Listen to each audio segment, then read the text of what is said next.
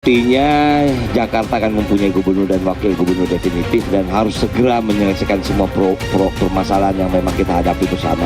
Artinya sekali lagi tidak dengan rasa angkuh, kemenangan ini adalah kembali kemenangan kita dan semua kompetisi ini sudah selesai. Mari kita bersama-sama membangun Jakarta yang kita cintai. Namun, langkah politik Anies di Pilkada Jakarta ini disebut-sebut demi mengejar eksistensi untuk kembali bertarung di Pilpres 2029. Tapi kalau kita mencoba untuk menerka apa kira-kira alasan dan motivasi Anies mendukung jagoan yang diusung oleh PDIP, tentu yang pertama adalah ini sebagai upaya dari Anies Baswedan bahwa Anies yang soal kemungkinan akan kembali maju di 2029 itu karpet merahnya salah satunya dari PDIP. Pilkada Jakarta 2024 tak sekedar jadi ajang persaingan sesaat antar kandidat dan parpol pendukung.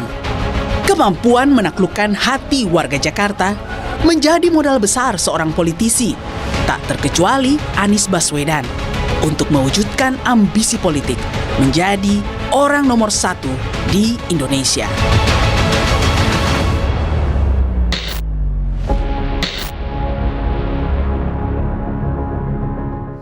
Pilkada telah usai diselenggarakan. Tetapi cerita tentang pilkada di daerah Jakarta selalu tentang sejarah baru. Makanya malam hari ini saya mengundang Gubernur DKI Jakarta periode 2017-2022 yang juga pernah berlaga di Pilpres 2024, Bapak Anies Baswedan. Terima kasih Pak Anies sudah di Rosi. Sama-sama, makasih Rosi udah ngundang. Ini bisa balik. Kita sudah pilkada kemarin hari Rabu dan sekarang hari Kamis malam. Pak Anies sebagai orang yang pernah berlaga di Pilkada Jakarta, saya mau tanya dulu apa tanggapan Pak Anies soal Pilkada Jakarta ini? Alhamdulillah berjalan dengan lancar. Suasana kondusif. Kemudian hasilnya kita sudah lihat. Bahkan sudah bisa dikatakan per hari ini itu 100% TPS sudah bisa ditabulasi. Jadi di Jakarta suasananya suasana baik, positif, dan saya bersyukur saya memilih Mas Pram Bangdul dan mereka mendapatkan suara terbanyak dan menurut perhitungan cepat mereka di atas 50%. Jadi suasananya suasana yang baik. Pak Anies, kalau saya itu dari sisi sesuatu yang baik, tapi saya mau tanya, apakah ada yang menurut Pak Anies kejutan di Pilkada Jakarta kemarin? Kalau Pilkada Jakarta itu ada surveyor yang bilang nanti angkanya akan 53, angkanya akan 54, lalu kemudian benar kejadian, barangkali jadi kecurigaan. Tapi karena tidak ada satupun yang mengatakan bahwa akan final 1 putaran atau akan final 2 putaran.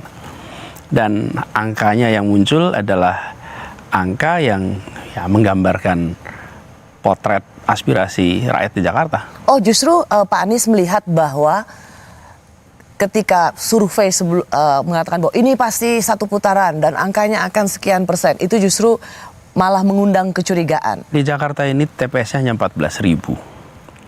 Karena itulah menurut saya ruang untuk melakukan intervensi dan lain-lain itu lebih terbatas.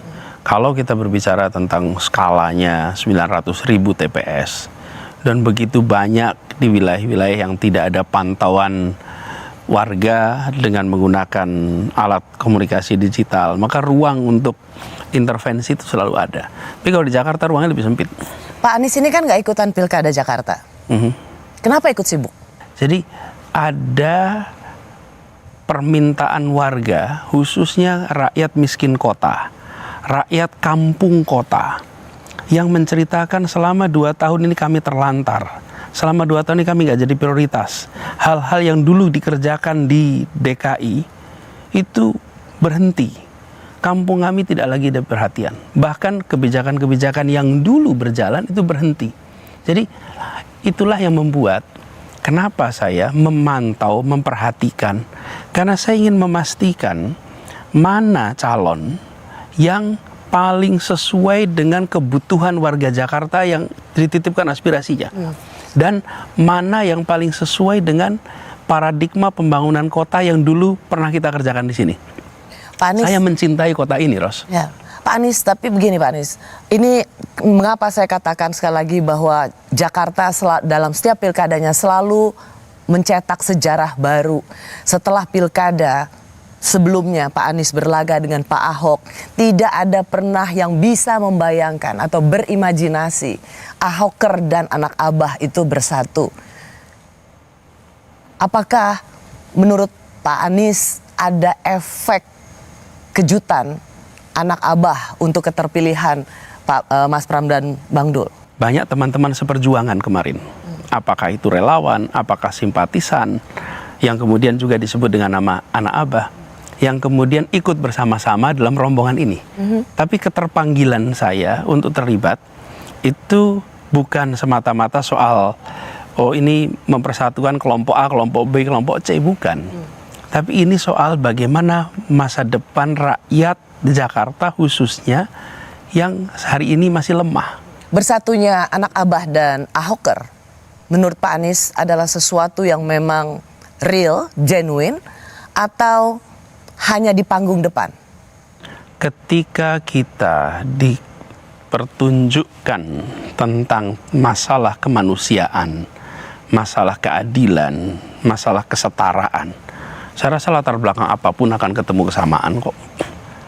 Agama apapun, pilihan politik apapun, ketika sampai kepada persoalan-persoalan seperti ini. Kalau ditanya tentang keadilan bagi Kampung Bayam, mau ditanya dulu pilih A apa pilih B?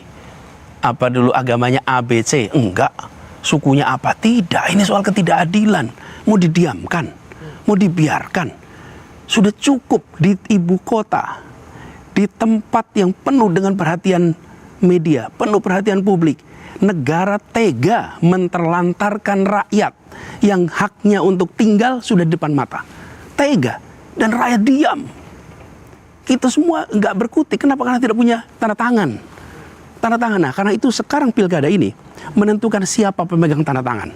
Dan pada saat itu terjadi, saya tidak mau tinggal diam. Ya. Saya ingin mengatakan kepada semuanya bahwa ini ada aspirasi soal keadilan, aspirasi soal kesetaraan.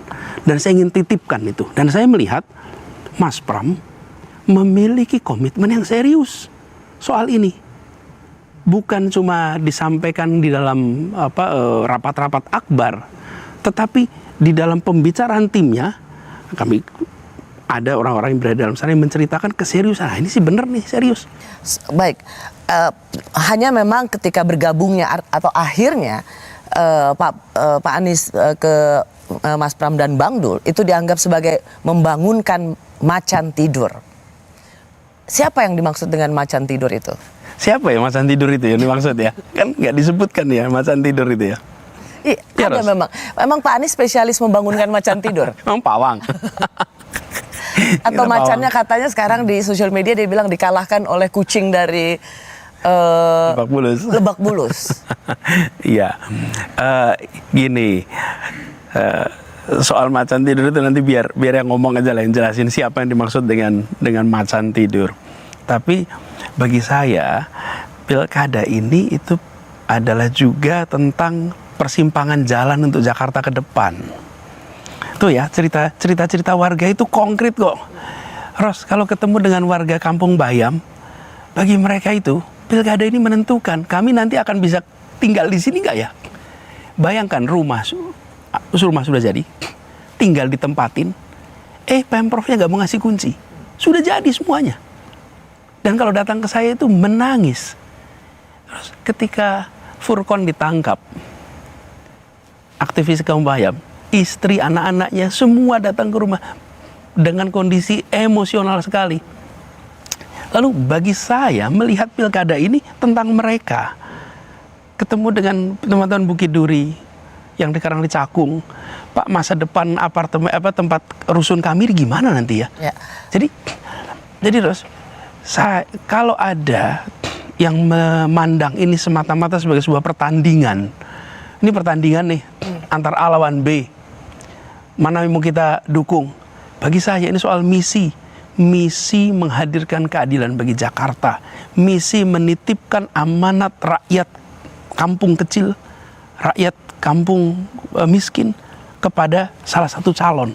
Jadi bahwa itu kemudian memancing reaksi secara politik, ya biar saja. Tapi bukan itu tujuan saya. Tetapi pertanyaannya, mengapa efek kejut ini juga tidak bisa membuat atau belum bisa dideklarasikan sebagai kemenangan satu putaran? Kami kembali sesaat lagi.